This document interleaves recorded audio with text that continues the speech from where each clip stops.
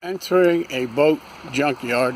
The guy said none of these boats basically can float, but they're really nice, so I wanted to show them to you from a long time ago.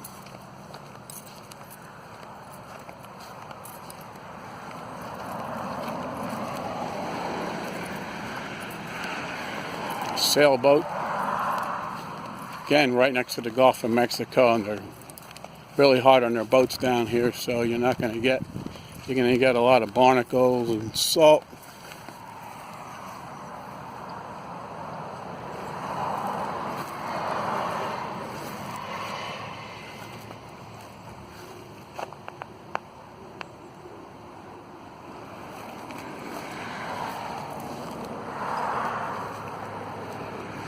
You can see how crusted up the twin props are.